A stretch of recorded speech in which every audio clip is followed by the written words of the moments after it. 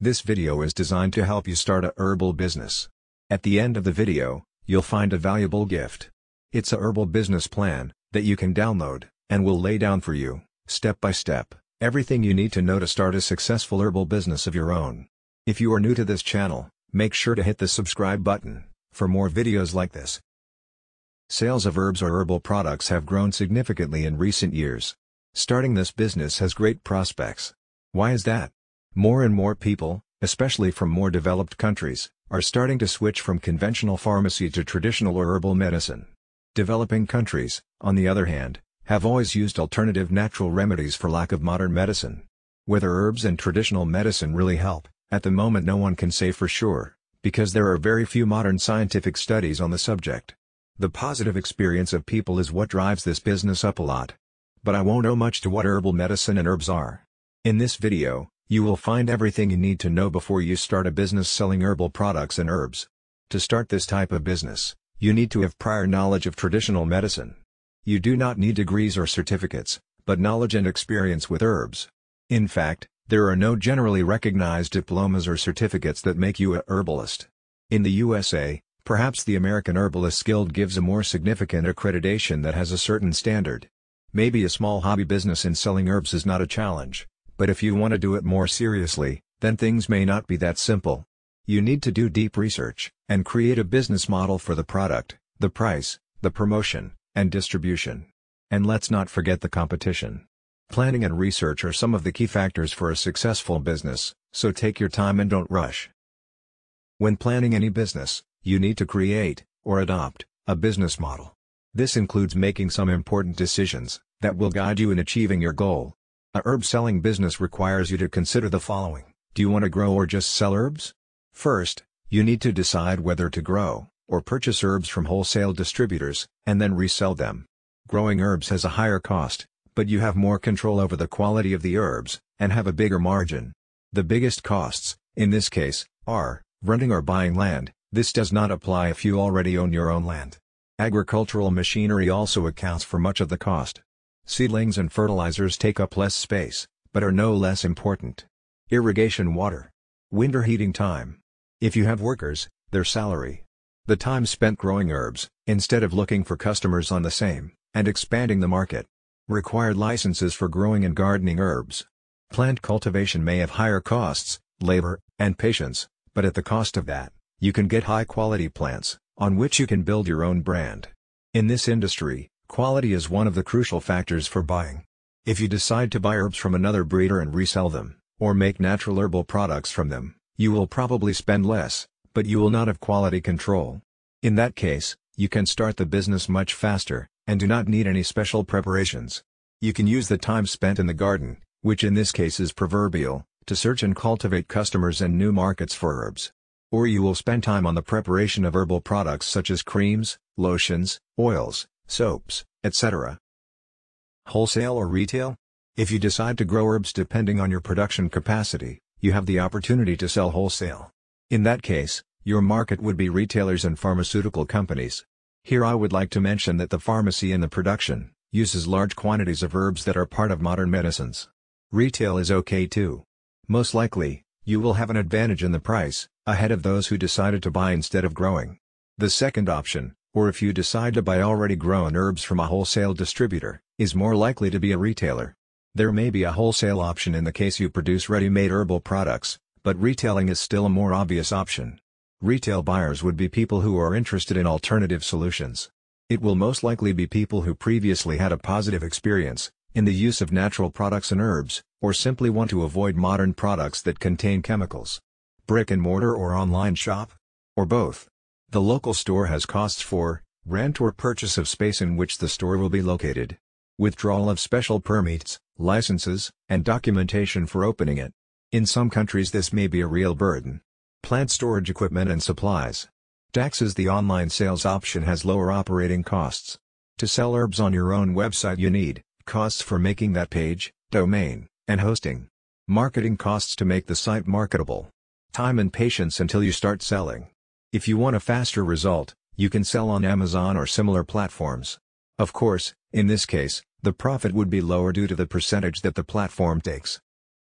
The next part of the video is not specific to a herbal business. Nevertheless, this knowledge is essential for success in the herbal business, as well as in any other business. Ignore it at your own peril. Operating a successful herbal business will depend on the following 4 conventions. 1. A practical plan, with a solid foundation. 2. Dedication, and willingness to sacrifice, to reach your goal. 3. Technical skills. 4.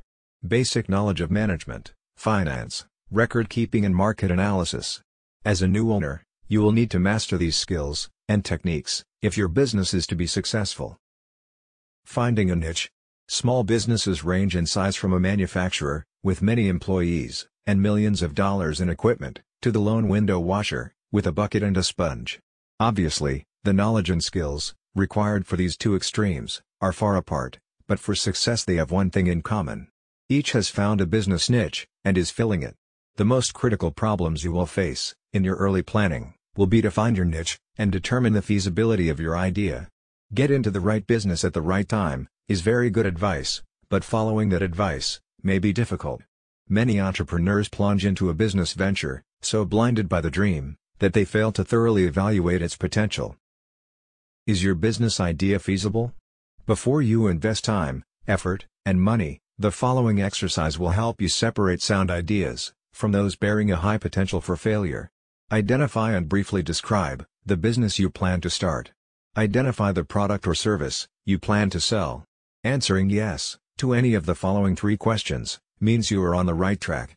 A negative answer to all of them means the road ahead could be rough. 1. Does your product or service satisfy an unfilled need? 2. Will your product or service serve an existing market in which demand exceeds supply? 3.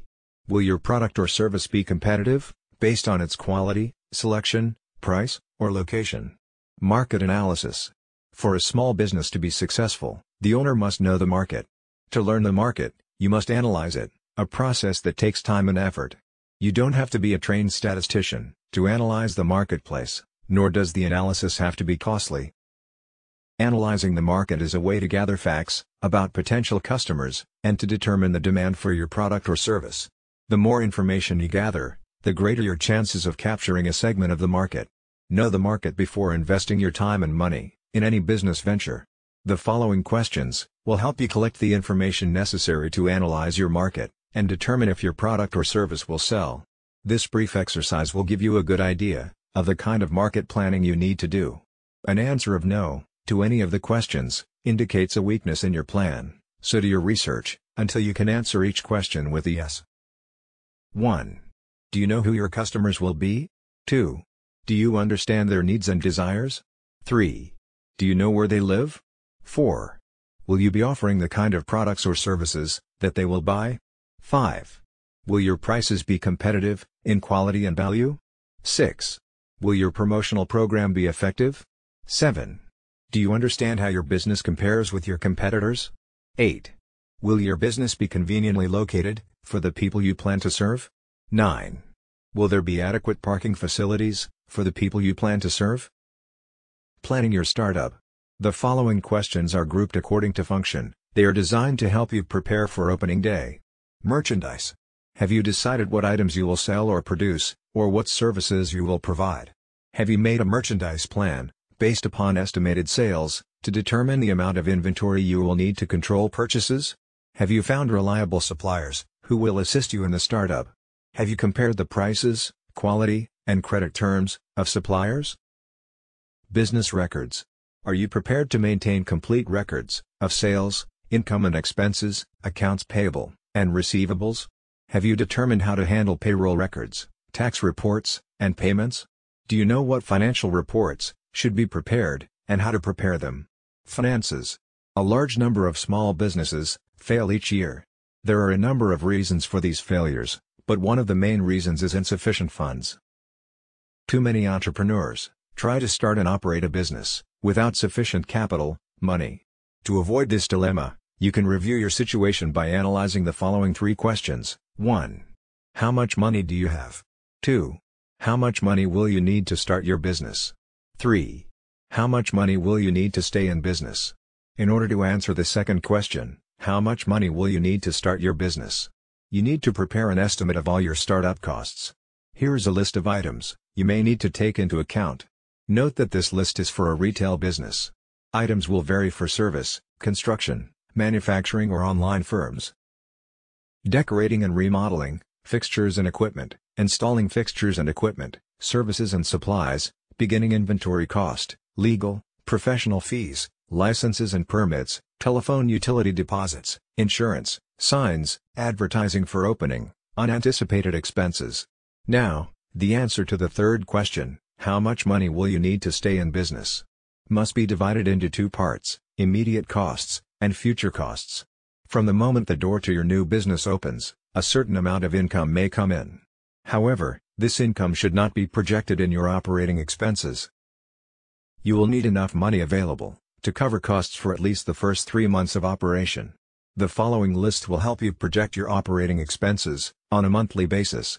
Typical expenses for 1 month may include your living costs, employee wages, rent, advertising, supplies, utilities, insurance, taxes, maintenance, delivery, transportation, miscellaneous.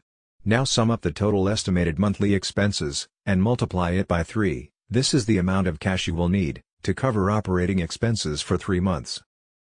Deposit this amount in a savings account before opening your business. Use it only for those purposes listed in the above list, because this money will ensure that you will be able to continue in business during the crucial early stages.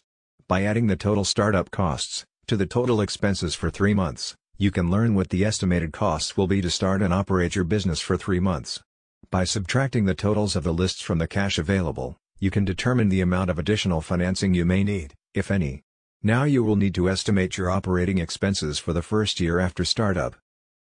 The first step in determining your annual expenses is to estimate your sales volume, month by month. Next, determine the cost of sales. You may want to use a spreadsheet to do this.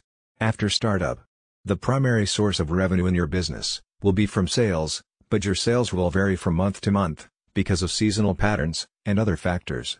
It is important to determine if your monthly sales will produce enough income to pay each month's bills. An estimated cash flow projection will show if the monthly cash balance is going to be subject to such factors as the following: failure to recognize seasonal trends, excessive cash taken from the business for living expenses, too rapid expansion, and slow collection of accounts if credit is extended to customers. Conclusion: if you have carefully answered all the questions in this video, you have seriously thought about your goal. However, there may be some things you may feel you need to know more about. Owning and running a herbal business is a continuous learning process. Research your idea, and do as much as you can, yourself, but don't hesitate to seek help from people who can tell you what you need to know. As we conclude this video, it's time you get your free herbal business plan gift. Go to the description below this video to get it now. It is completely free, no strings attached. Thanks for watching. If you enjoyed this video, please like and hit the subscribe button for more videos like this.